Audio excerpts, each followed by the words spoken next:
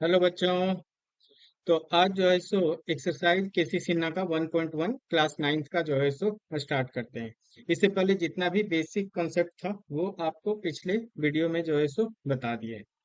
तो देखिए, first question का अगर बात करें तो ये वस्तुनिष्ठ है, कथन असत्य सत्य पे है। तो आप देखिए, अगर पहला क्वेश्चन का अगर बात करते हैं तो क्या बोल रहा है, प्रत्येक पूर्ण संख्या एक प्राकृत संख्या होती है। पूर्ण संख्या का अगर बात करें, पूर्ण संख्या क्या होता है, जो आपको जीरो से स्टार्ट होता है। जीरो, एक, दो, तीन, ऐसे चलेगा। अच्छा, और इसके बारे में क्या बोला है, प्राकृत। तो प्राकृत संख्या क्या होता है, प्राकृत संख्या, प्राकृत संख्या को क्या बोलते हैं, जो गिनती में यूज होता है, काउंटिंग में यूज होता है। तो वो कहाँ से स्टार्ट होता है, एक, दो, तीन, ऐसे चलता है। तो प्रत्येक पूर्ण संख्या प्राकृत होता है क्या, तो आप बोलिएगा सर जीरो तो आता ही नहीं प्राकृत में। तो इसलिए ये कथन क्या हुआ, असत्य हुआ। क्योंकि जीरो जो है सो प्राकृत संख्या में नहीं आता है। तो ये बोल रहा है प्रत्येक सभी जो है सो पूर्ण संख्या प्राकृत होगा। तो जीरो प्राकृत संख्या में तो होता ही नहीं है। तो इस वजह से ये कथन क्या हुआ, असत्य हुआ। पहला क्वेश्चन का ये पार्ट आपको समझ में आया होगा। अब देखिए दूसरा क्वेश्चन क्या बोल रहा है। अब इस पे आते हैं, ये पार्ट बता दिए। सेकंड क्वेश्चन में देखिए, सेकंड क्वेश्चन क्या बोल रहा है, प्रत्येक पूर्णांक एक परिमेय संख्या होता है। अच्छा, अगर पूर्णांक का बात करें, पूर्णांक, तो पूर्णांक क्या होता है, आपको स्टार्ट होता है जैसे सारा जो है सो ऋणात्मक संख्या, सारा जो है सो धनात्मक संख्या। तो -3, -2, -1, फिर जीरो, फिर एक, दो, ऐसे ये चलेगा। तो पूर्णांक आपको पता है। फिर परिमेय संख्या क्या होता है, परिमेय संख्या आपको पता है। परिमेय संख्या जिसको आप पी बाई क्यू में लिख सकते हैं, पी बाई क्यू में लिख सकते हैं, और क्यू जीरो नहीं होना चाहिए। तो प्रत्येक पूर्णांक परिमेय संख्या होगा, बिल्कुल होगा। तो आप क्या कीजिए, कोई भी लीजिए, सबके नीचे अगर एक लगा देंगे, -2/1, -1/1। तो अगर इस तरीके से अगर करेंगे तो सारा जो है सो पूर्णांक जो है सो क्या हो जाएगा, परिमेय संख्या हो जाएगा। तो प्रत्येक पूर्णांक जो है सो परिमेय संख्या होता है, बिल्कुल ये कथन जो है सो सत्य है। अच्छा, दूसरा हो गया। अब तीसरा अगर बात करें, प्रत्येक परिमेय संख्या एक पूर्णांक होती है क्या, तो प्रत्येक परिमेय संख्या पूर्णांक होगा, ये नहीं हो सकता है। क्यों नहीं होगा, जैसे प्रत्येक परिमेय संख्या, परिमेय संख्या आपको पता है पी बाई क्यू के फॉर्म में लिखते हैं। परिमेय संख्या,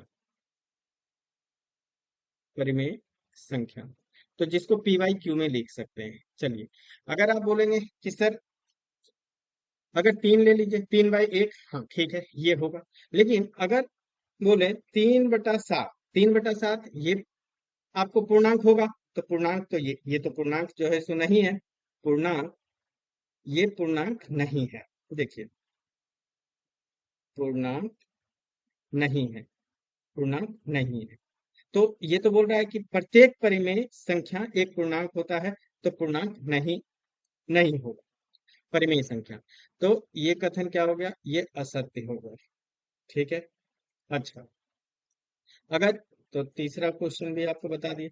चौथा क्वेश्चन देखिए, यदि कोई परिमेय संख्या पी बाई क्यू पूर्णांक है तो क्यू ±1 होगा, ऐसा जरूरी नहीं है। देखिए इसको थोड़ा नीचे करने दीजिए।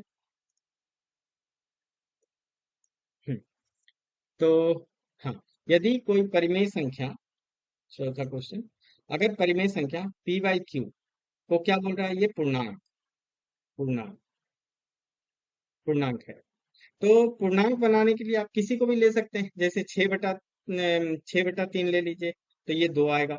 तो 2 आ रहा है तो मतलब 6/3 यहाँ पे क्या आ रहा है, 3 आ रहा है। अच्छा, दूसरा ये तो पूर्णांक है, ठीक है। अच्छा, अगर कोई और क्वेश्चन ले ली, जैसे 2/1, तो यहाँ पे 1 आ रहा है, तो ये भी पूर्णांक है, पूर्णांक है। लेकिन वो क्या बोल रहा है कि Q ±1 होना चाहिए। तो Q ±1 होना चाहिए, यहाँ तो +-1 में नहीं आया है।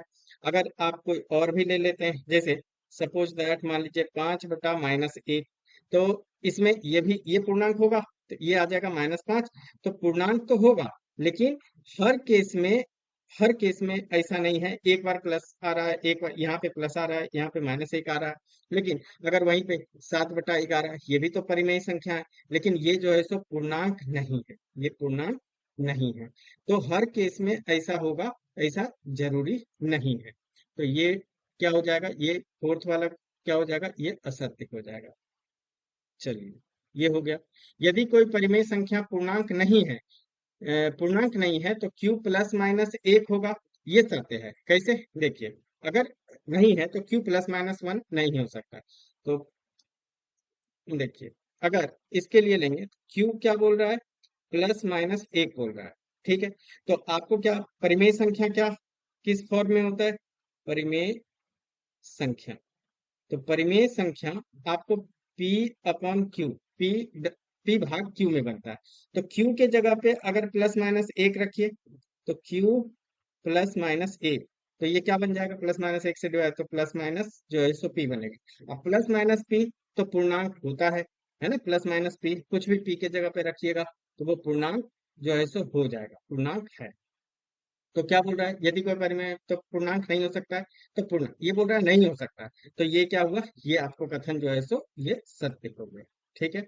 चलिए, तो ये भी क्वेश्चन हो गया, ये भी क्वेश्चन हो गया। तो ये पांच क्वेश्चन आपको बता दिए। अब अगले क्वेश्चन पे चलते हैं। देखिए, इस क्वेश्चन में क्या बोल रहा है, प्रत्येक पूर्णांक को परिमेय संख्या के रूप में लिखिए।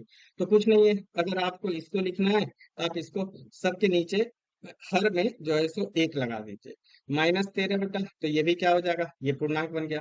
अगर इसके लिए बात करेंगे तो -13/1, तो ये भी जो है सो पूर्णांक बन जाएगा।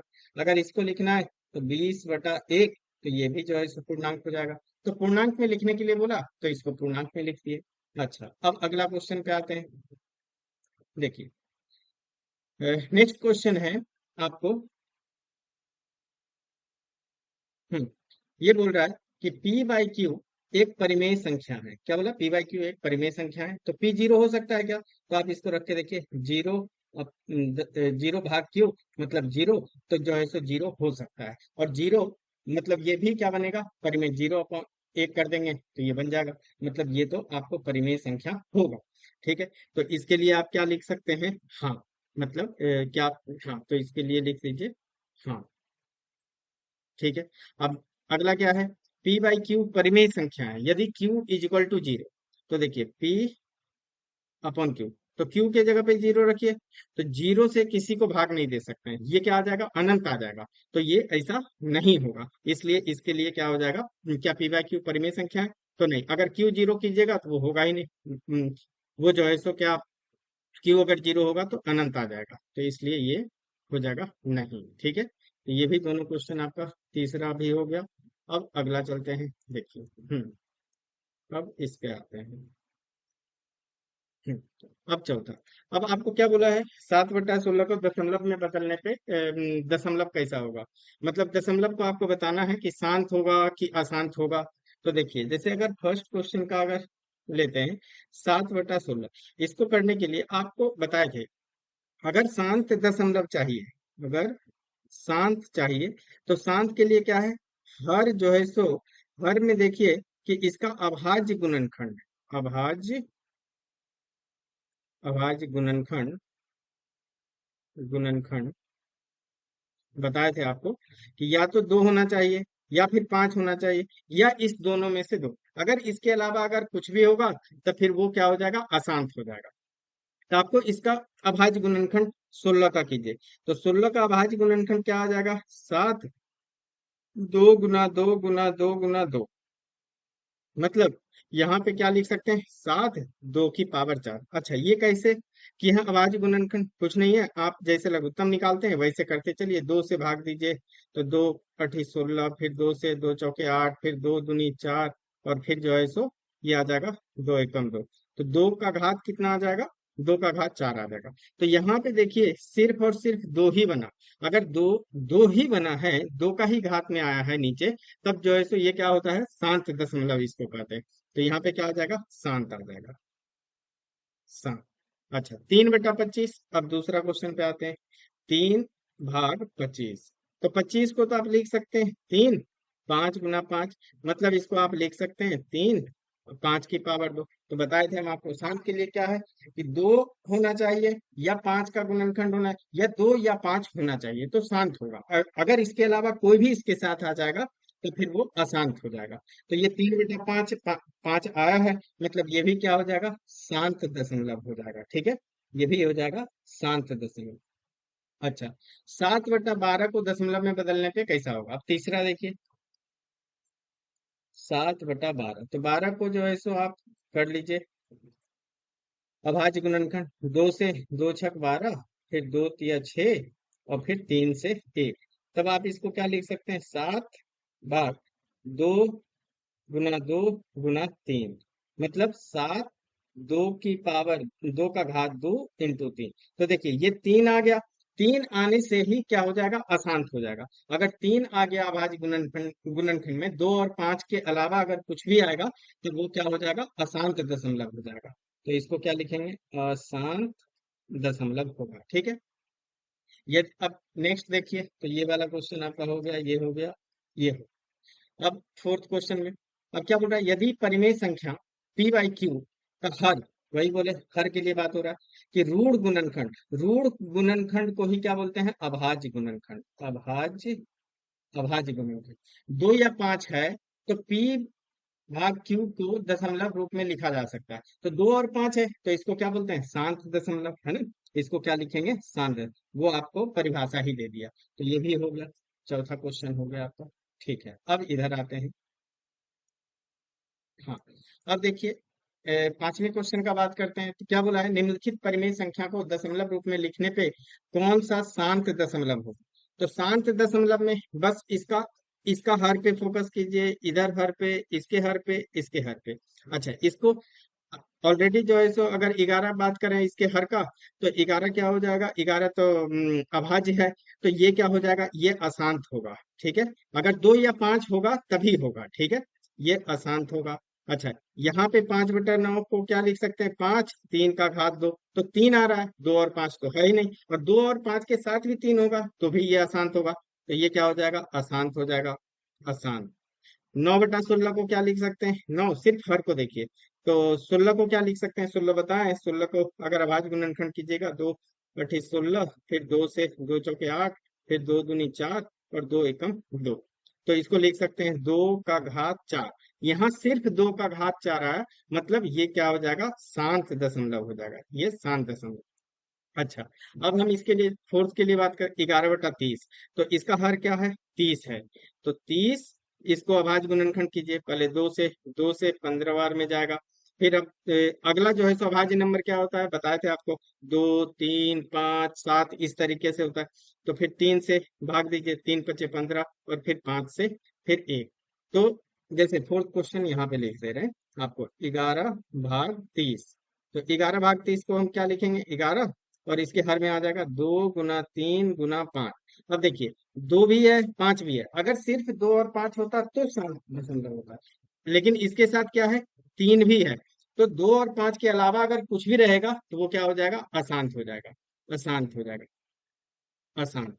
तो इसमें आपसे पूछा क्या था, परिमेय दशमलव, शांत दशमलव। तो सिर्फ और सिर्फ क्या है, सिर्फ एक ही क्वेश्चन है, थर्ड है, जो कि इसका आंसर हुआ। ठीक है, तो फिफ्थ क्वेश्चन भी आपको हम बता दिए हैं, फिफ्थ क्वेश्चन भी क्लियर हो गया होगा आपको। अब देखिए, अब सिक्स्थ पे आते हैं, छठा क्वेश्चन। ठीक है, अब इसमें क्या बोला, अशांत दशमलव आपको बताना है छठा में। तो अशांत दशमलव में आपको क्या देखना है, अशांत दशमलव में आपको जस्ट देखना है, 2 और 5 के अलावा कुछ भी हो, 2 और 5 के अलावा, 5 के अलावा कुछ भी हो तो चलेगा। जैसे देखिए, यहाँ पे क्या है, 5/9 को आप क्या लिख सकते हैं, 5/3 का पावर 2। तो ये क्या हो जाएगा, मतलब 3 है, इसमें 2 और 5 तो है ही नहीं, अकेला 2 5 रहता है तो शांत होता, तो ये कहला जाएगा, अशांत कहला जाएगा। ठीक है, अच्छा, 3/8 को, सेकंड क्वेश्चन देखिए, 3/8 को क्या लिख सकते हैं, 8 को 2 दूनी 4 दूनी 8, तो 2 का घात 3। तो यहाँ पे सिर्फ 2 का पावर है, 2 का घात है, तब ये क्या हो जाएगा, शांत दशमलव हो जाएगा, शांत दशमलव। क्लियर है, यहाँ तक आपको समझ में आया होगा। अच्छा, अब इसके बाद तीसरा देखिए, 7/25। तो 7/25 को क्या लिख सकते हैं, 25 25 25, मतलब 5 × 5, मतलब यहाँ आ जाएगा 7, 5 का घात 2 आ जाएगा। जब 5 का घात 2, मतलब सिर्फ 5 का घात है, मतलब 2 और 5 का ही जो है इसको मतलब होता है, तो यहाँ पे सिर्फ 5 है, तो ये क्या हो जाएगा, ये भी शांत हो जाएगा। समझ में आपको आया होगा। अच्छा, 21/20, अगर इसका अगर बात करें तो 21/20, देखिए 20 को क्या लिख सकते हैं, 21/20, 21, तो पंचों के 20, तो हम लिख सकते हैं 2 × 2 × 5, तो 21/2 इंटू 2 × 4 = 20, हाँ, 2 5। तो यहाँ पे सिर्फ और सिर्फ क्या है, 2 और 5 का ही जो है सो हर है, गुणनखंड है, अभाज्य गुणनखंड। तो ये भी क्या हो जाएगा, शांत हो जाएगा। अगर इसके साथ अगर अगर सात होता, अगर 2 और 5 के अलावा कुछ होता तो अशांत होता। तो इसमें से पूछ रहा है कौन सा अशांत होगा, तो सिर्फ और सिर्फ आपको पहला क्वेश्चन जो है सो इसका 6 का जो है सो फर्स्ट जो है सो आपको अशांत दशमलव होगा। अच्छा, अब 7वें क्वेश्चन पे आते हैं। देखिए, हम्म अब इसमें अफसानी दशमलव को निरूपित करता है। अफसानी दशमलव में वही सेम है। अफसानी में क्या है, देखिए आपको बताए होंगे, अफसानी दशमलव कहाँ लिख दे, यही लिख देते हैं, अफसानी, अफसानी दशमलव। अफसानी दशमलव में इसका हर देखना है। हर में आपको क्या देखना है, 2 हो या 5 हो, या फिर 2 और 5 का ही जो है सो, 2 अकेला भी होगा तब भी अफसानी होगा, अगर 5 अकेला है तब भी अफसानी होगा, 2 और 5 भी साथ में है तो भी अफसानी होगा। लेकिन 2 और 5 के अलावा अगर कुछ हो जाएगा तो वो अनफसानी हो जाएगा। देखिए, अगर पहला बात करते हैं फर्स्ट, तो ये 3/8 है, तो 3/8 को क्या लिख सकते हैं, 3, 2 का घात 3, 2 दूनी 4 दूनी 8 हो जाएगा। तो ये क्या हो जाएगा, अफसानी हो जाएगा। तो ये अफसानी हो जाएगा, अफसानी, यही लिख देते हैं, अब सानी। अच्छा, यहाँ तो 7 है, ये तो है ही नहीं, 2 और 5 के अलावा, तो ये जो है सो अफसानी होगा नहीं। तो इसको हम क्या बोलते हैं, अनफसानी बोलते हैं। क्या बोलते हैं इसको, अनफसानी। ठीक है, तो देखिए ये हो जाएगा अनफसानी। अच्छा, अब यहाँ देखिए तीसरे में क्या है, 40, 40 है हर।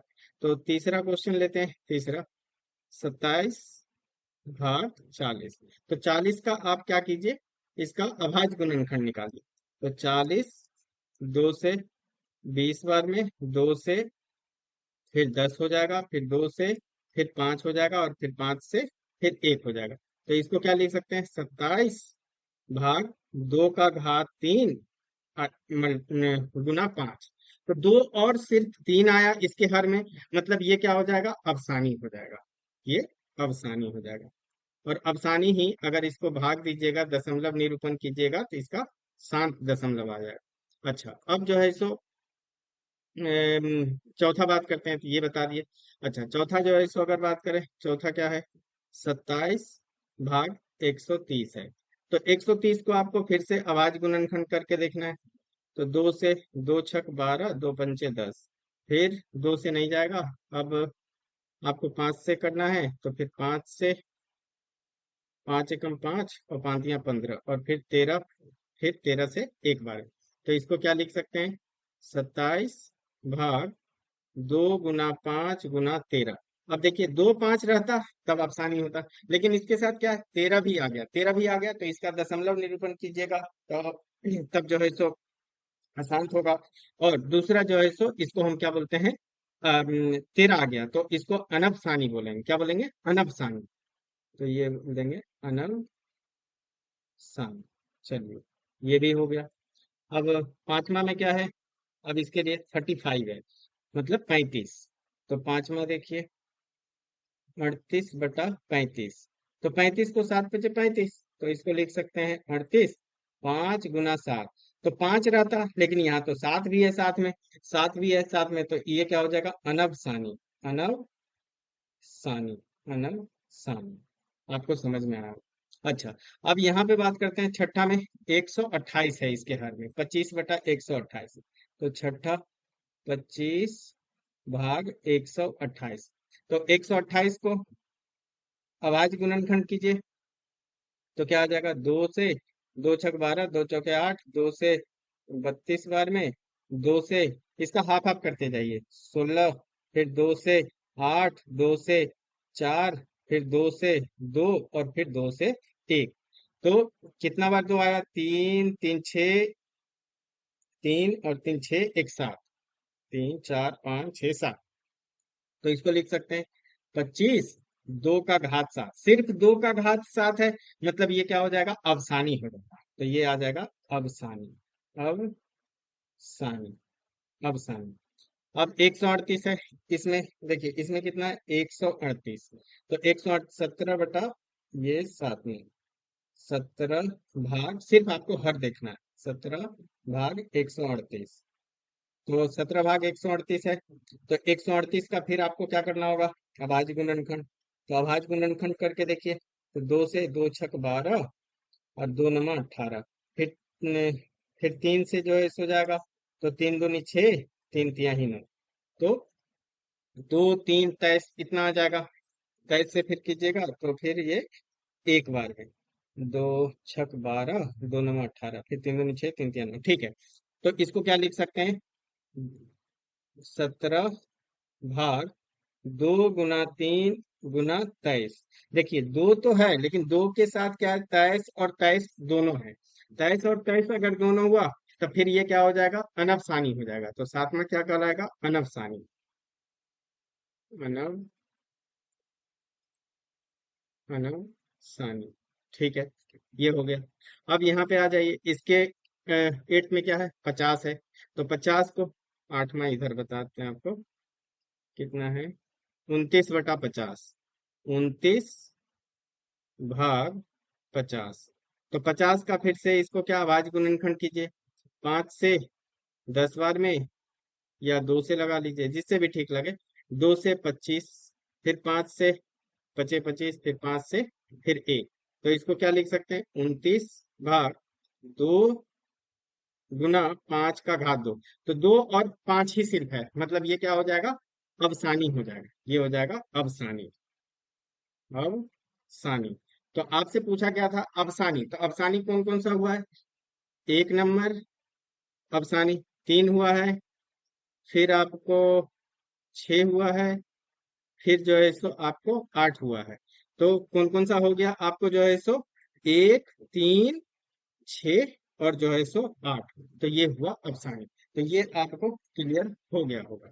अच्छा, अब नेक्स्ट है आठवां, देखिए अब इसमें अनफसानी है, तो अब आप बहुत आसानी से कर सकते हैं। अनफसानी बताएं कि दो और पांच के अलावा, तो ये तो साफ दिख रहा है, देखते के साथ 17 है, 17 किसी का अभाज्य गुणनखंड नहीं होगा, तो 17 खुद एक अभाज्य नंबर है, तो ये क्या हो जाएगा, अनफसानी, अनफसानी, ठीक है।